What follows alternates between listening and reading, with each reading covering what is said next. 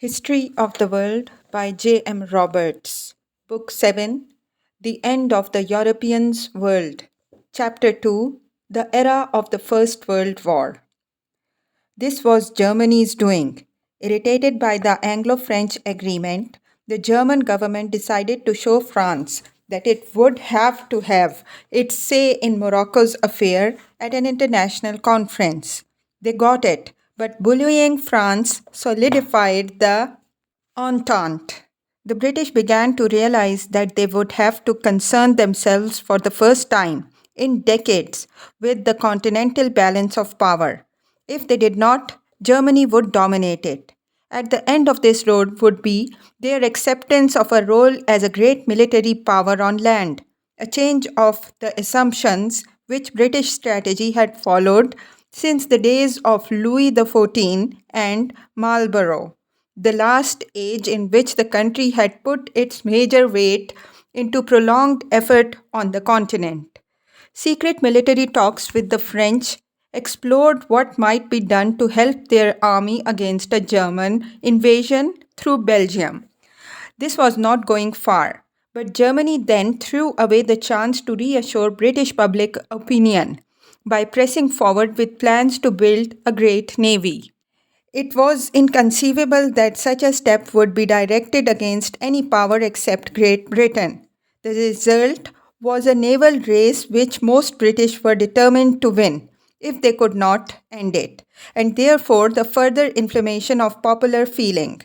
In 1911, when the gap between the two countries' fleets was narrowest and most felt in Great Britain, German diplomacy provoked another crisis over Morocco.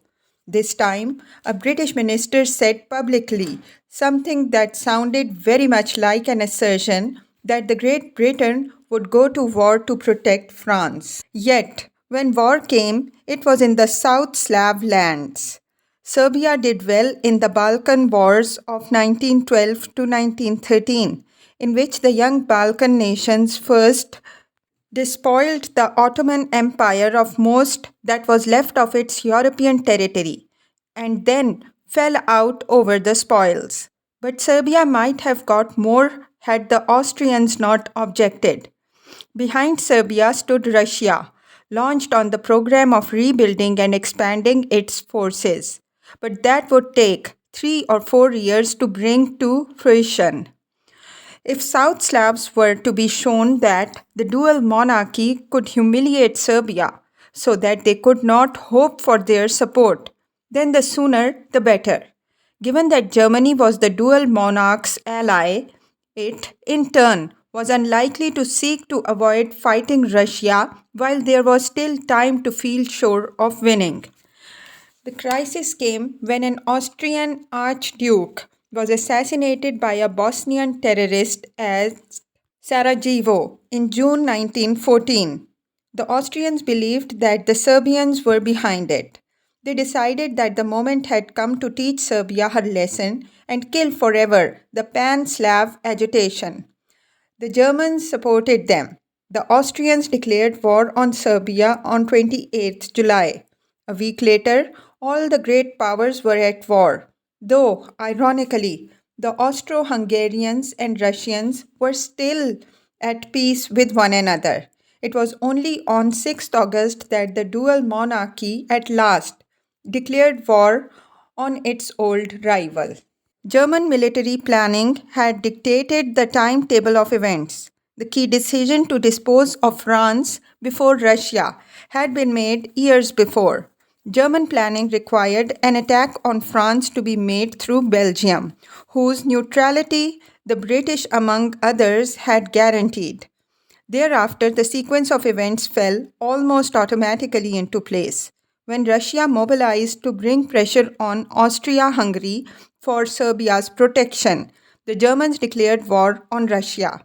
Having done that, they had to attack the French and, finding a pretext, formally declared war on them. Thus, the Franco Russian alliance never actually operated. By Germany's violation of Belgian neutrality, the British government, uneasy about a German attack on France, but not seeing clearly on what grounds they would justify intervention to prevent it, was given an issue to unite the country and take it into war against Germany on 4th August. Just as the duration and intensity of war were to outrun all expectations, so did its geographical spread.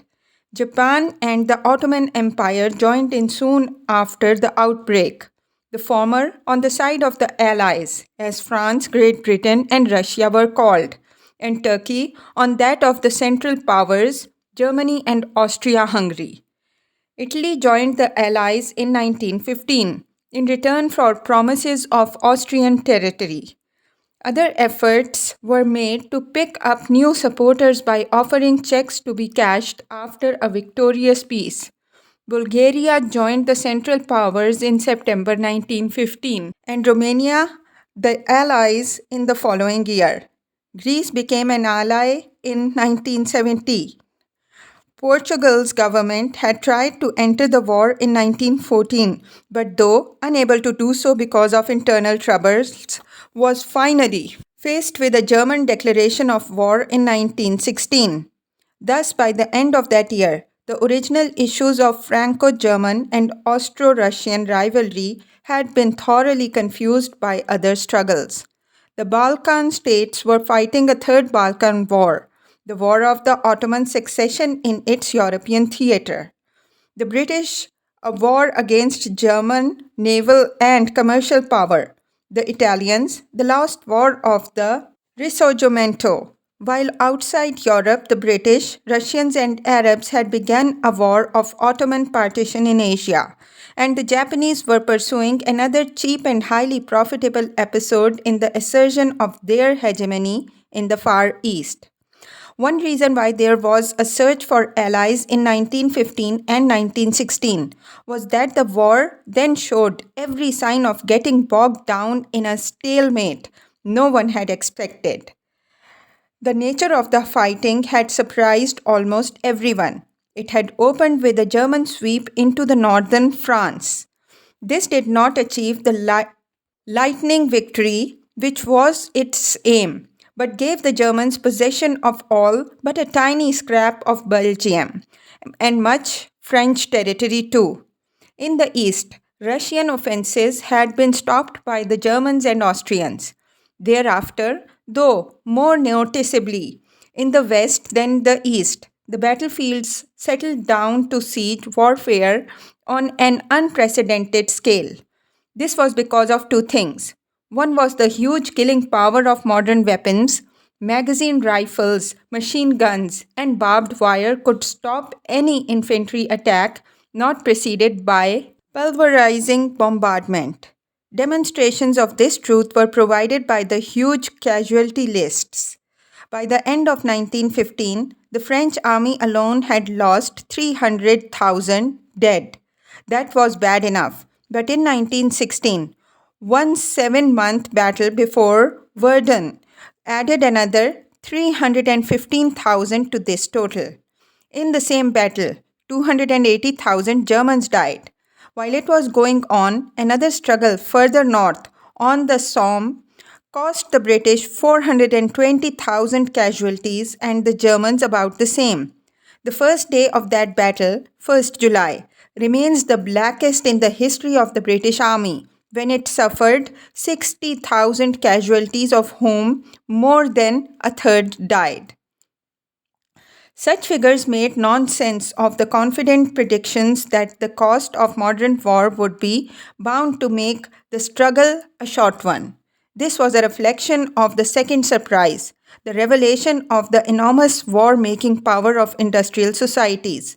Plenty of people were weary by the end of 1916, but by then the warring states had already amply demonstrated a capacity greater than had been imagined or to organize their peoples as never before in history, to produce unprecedented quantities of material and furnish the recruits for new armies. Whole societies were engaged against one another. The international solidarity of the working class might never have been thought of for all the resistance it opposed to this. nor the international interests of ruling classes against subversion. Inability to batter one another into submission on the battlefields accelerated the strategic and technical expansion of the struggle. This was why diplomats had sought new allies and generals new fronts. The Allies in 1915 mounted an attack on Turkey at the Dardanelles in the hope not to be realized of knocking her out of the war and opening up communication with Russia through the Black Sea. The same search for a way around the French deadlock later produced a new Balkan front at Salonika. It replaced the one which had collapsed when Serbia was overrun. Colonial possessions, too, had ensured from the first that there would be fighting all around the globe, even if on a small scale. The German colonies could be picked up fairly easily thanks to the British command of the seas, though the African ones provoked some lengthy campaigning. The most important and considerable extra European operations, though, were in the eastern and southern parts of the Turkish Empire. A British and Indian army entered Mesopotamia. Another force advanced from the Suez Canal towards Palestine. In the Arabian desert, an Arab revolt against the Turks provided some of the few romantic episodes to relieve the brutal squalor of industrial war. The technical expansion of the war was most noticeable in its industrial efforts and effects and in the degeneration of standards of behavior. The American Civil War, a half century before, had prefigured the first of these two in revealing the economic demands of mass war in a democratic age. The mills, factories, mines, and furnaces of Europe now worked as never before. So did those of the United States and Japan, both accessible to the Allies but not to the Central Powers because of the British naval supremacy. The maintenance of millions of men in the field required not only arms and ammunition, but food, clothing, medical equipment, and machines in huge quantities. Though a war in which millions of animals were needed, it was also the first war of the internal combustion engine. Trucks and tractors swallowed petrol as avidly as horses and mules ate their fodder. Many statistics illustrate the new scale of war, but one must suffice. In 1914, the whole British Empire had 18,000 hospital beds, and 4 years later, it had 630,000. The repercussions of this vast increase in demand rolled outwards through society, leading in all countries in varying measure to the government's control of the economy, conscription of labor, the revolutionizing of women's employment, the introduction of new health and welfare services. They also rolled overseas. The United States ceased to be a debtor nation. The Allies liquidated their investments there to pay for what they needed and became debtors in their turn. Indian industry received the fillip in it had long required. Boom days came to the ranchers and farmers of the Argentine and the British White Dominions.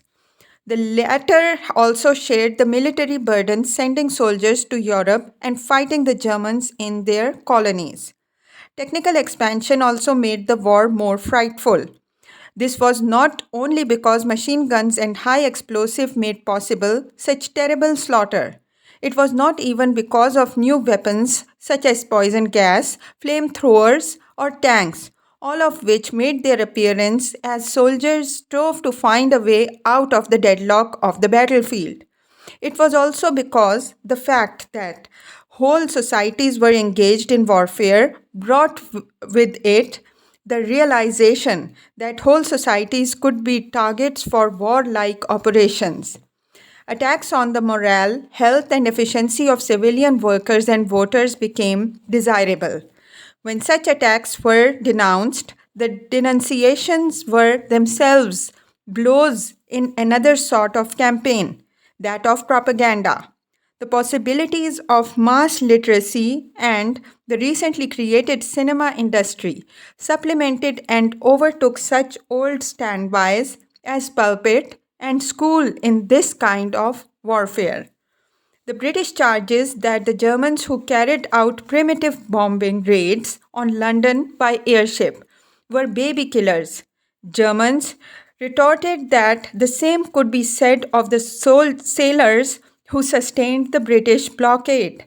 The rising figures of German infant mortality bore them out, in part because of the slow but apparently irresistible success of British blockade and because of its unwillingness to risk the fleet whose building had done so much to poison pre-war feeling between the two countries. The German High Command devised a new use for a weapon whose power had been underrated in 1914, the submarine. It was launched at Allied shipping and the ships of neutrals who were supplying the Allies. Attacks often being made without warning and on unarmed vessels. This was first done early in 1915, though few submarines were then available and they did not do much damage. There was an outcry when a British liner was torpedoed that year with a loss of 1,200 lives, many of them Americans, and the unrestricted sinking of shipping was called off by the Germans. It was resumed at the beginning of 1917. By then, it was clear that if Germany did not starve Great Britain first, it would itself be choked by British blockade. During that winter, there was famine in Balkan countries, and people were starving in the suburbs of Vienna. The French had by then suffered 3,350,000 casualties, and the British over a million. The Germans had lost nearly 2.5 million and were still fighting a war on two fronts. Food riots and strikes were becoming more frequent. Infant mortality was rising towards a level 50% higher than that of 1915. There was no reason to suppose that the German army, divided between East and West, would be any more likely to achieve a knockout than had been the British and French, and it was in any case more favorably placed to fight on the defensive. In these circumstances, the German General Staff chose to resume unrestricted submarine warfare, the decision which brought about the first transformation of the war in 1917, the entry into it of the United States. The Germans knew this would happen but gambled on bringing Great Britain to its knees, and thus France, before American weight could be decisive. American opinion, by no means favorable to one side or the other in 1914, had come a long way since then. Allied propaganda and purchases had helped. So had the first German submarine campaign. When the Allied governments began to talk about war aims, which included the reconstruction of Europe on the basis of safeguarding the interests of nationalities, it had an appeal to hyphenated Americans. The resumption of unrestricted submarine warfare was decisive. It was a direct threat to American interests and the safety of her citizens. When it was also revealed to the American government that Germany hoped to negotiate an alliance with Mexico and Japan against the United States, the hostility aroused by the submarines was confirmed. Soon, an American ship was sunk without warning, and the United States declared war shortly afterwards. The impossibility of breaking the European deadlock by means short of total war had thus sucked the new world into the quarrels of the old, almost against its will. The Allies were delighted. Victory was now assured. Immediately, though, they faced a gloomy year. The year 1917 was even blacker for Great Britain and France than 1916. Not only did the submarine take months to master, but a terrible series of battles in France, usually lumped under one name, Passchendaele inflicted an ineffaceable scar upon the British national consciousness and caused another 400,000 men to gain 5 miles of mud. Worn out by heroic efforts in 1916, the French army underwent a series of mutinies. Worst of all for the Allies, the Russian Empire collapsed and Russia ceased, by the end of the year, to be a great power for the foreseeable future. The Russian state was destroyed by the war. This was the beginning of the revolutionary transformation of Central and Eastern Europe too. The makers of what was called a revolution in Russia in February 1917 were the German armies, who had in the end broken the hearts of even the long enduring Russian soldiers, who had behind them cities starving because of the breakdown of the transport system and a government of incompetent and corrupt men who feared constitutionalism and liberalism as much as defeat. At the beginning of 1917, the security forces themselves could no longer be depended upon. Food riots were followed by mutiny, and the autocracy was suddenly seen to be powerless. A provisional government of liberals and socialists was formed, and the Tsar abdicated. The new government itself then failed, in the main because it attempted the impossible, the continuation of the war. The Russians wanted peace and bread, as Lenin, the leader of the Bolsheviks, saw. His determination to take power from the moderate provisional government was the second reason for their failure. Presiding over a disintegrating country, administration, and army, still facing unsolved problems of privation in the cities, the provisional government was itself swept away in a second change. The coup, called the October Revolution, which together with the American entry into the war, marks 1917 as a break between two eras of European history. Previously, Europe had settled its own affairs. Now the United States would be bound to have a large say in its future. And there had come into being a state which was committed by the beliefs of its founders to the destruction of the whole pre war European order, a truly and consciously revolutionary center for world politics. The immediate and obvious consequence of the establishment of the Union of Soviet Socialist Republics, as Russia was now called, after the Workers' and Soldiers' Council, which were its basic political institution after the revolution, was a new strategic situation. The Bolsheviks consolidated their coup d'etat by dissolving, since they did not control it, the only freely elected representative body based on universal suffrage Russia ever had, and by trying to secure the peasants' loyalties by promising land, and peace. This was essential if they were to survive. The backbone of the party, which now strove to assert its authority over Russia, was very small, industrial working class of a few cities. Only peace could provide a safer and broader foundation. At first, the terms demanded by the Germans were thought so objectionable that the Russians stopped negotiation. They then had to accept a much more punitive outcome, the Treaty of Brest-Litovsk in March 1918. It imposed severe losses of territory but gave the new order the peace and time it desperately needed to tackle its internal troubles. The Allies were furious. They saw the Bolsheviks' action as a treacherous defection. Nor was their attitude towards the new regime softened by the intransigent revolutionary propaganda it directed against their citizens. The Russian leaders expected a revolution of the working class in all the advanced capitalist countries. This gave an extra dimension to a series of military interventions in the affairs of Russia by the Allies. Their original purpose was strategic, in that They hoped to stop the Germans exploiting the advantage of being able to close down their eastern front. But they were quickly interpreted by many people in the capitalist countries and by all Bolsheviks as anti communist crusades.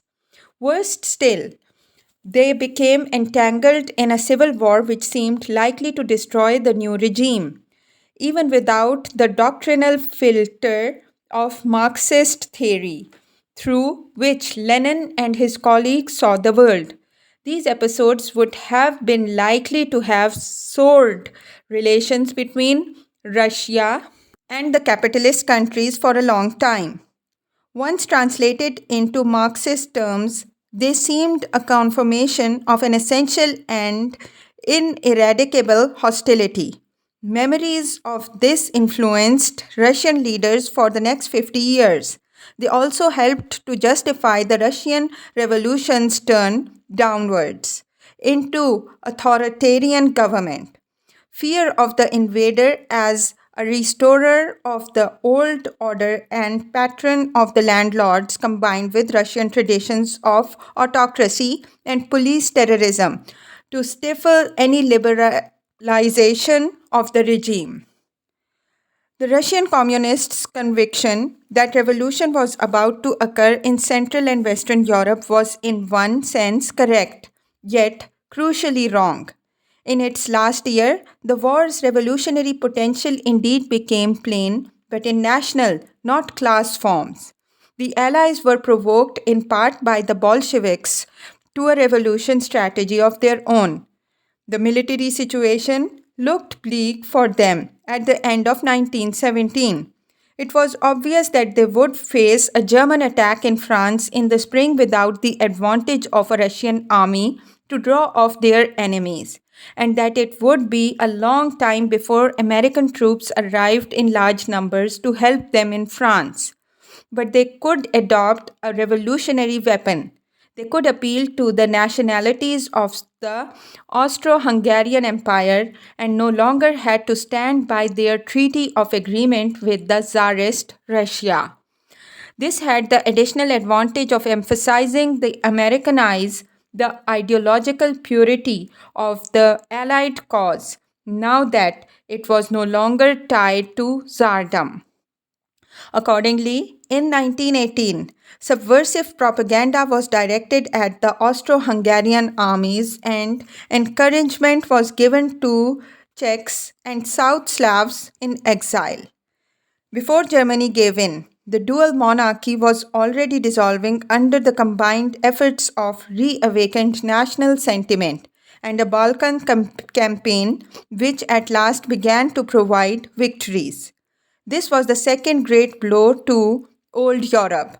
The political structure of the whole area, bounded by the Urals, the Baltic, and the Danube Valley, was now in question as it had not been for centuries. There was even a Polish army again in existence. It was patronized by the Germans as a weapon against Russia, while the American president announced that an independent Poland was an essential of Allied peacemaking. All the certainties of the past century seemed to be in a melting pot. The crucial battles were fought against this increasingly revolutionary background. By the summer, the Allies had managed to halt the last great German offensive. It had made huge gains, but not enough. When the Allied armies began to move forward victoriously in their turn, the German leaders sought an end. They too thought they saw signs of revolutionary collapse at home. When the Kaiser abdicated, the third of the dynastic empires had fallen. The Habsburg had already gone, so that the Hohenzollerns just outlasted their old rivals. A new German government requested an armistice, and the fighting came to an end.